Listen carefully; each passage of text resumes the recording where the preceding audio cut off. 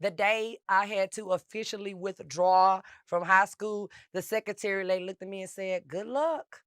And she said it as if, Oh, you out of there. Like, bitch, yeah, you, yeah. like it ain't like I wasn't gonna make it. She was just Wow. like, "Good luck with Wow. everything, like good luck with your life." And for some reason that always stuck with me. And I just remember And it saying to should. myself, "I'm gonna be all right." And look at you. I'm so glad. Sometimes we need those good looks. When you know how they say the teachers say, hey, you ain't gonna make it. I've never had teachers say that, but I remember teachers saying that to students like, dude, if you hit it on this track, I used to like, Yeah. wow, they just make me cringe. So Mhm. that good luck, I can only imagine how that Mhm. felt. You feel it? And when Yeah. adults do it to kids, it's Right. almost like, And I lied about that for years. Not so much lied about it, but I mean, I don't put GED on job you applications ain't when I got was to. working. Hmm. I used to be like, I went to Harvard. Oh my God. Graduated summa cum laude. Summa cum laude.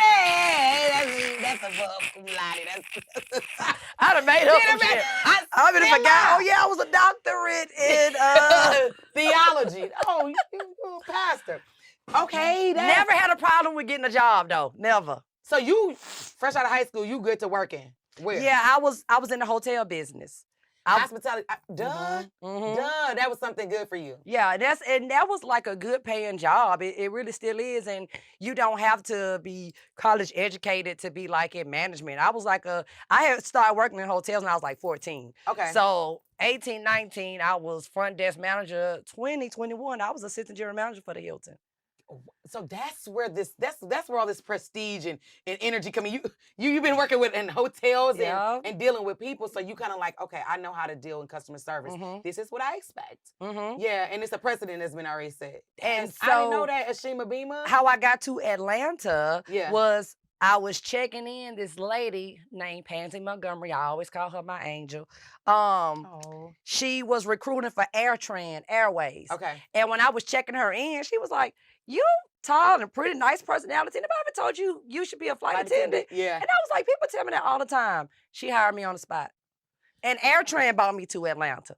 Ashima, you was a flight attendant. Okay. Right. As the story Okay, go on, the plot thickens. I'm like, you were the a flight plot attendant. thickens. So you hold on, wait. So this lady gives you this job, hires you right on the spot. Hmm. You're willing, because at this point you already are stable in Hilton. You're willing to just leave it all for this new position. I'm willing to leave Mobile and leave it all for this new position. I love it. I Yes, love it. yes. I was Fearless. actually dating a guy that was a school teacher at the time and the head football coach.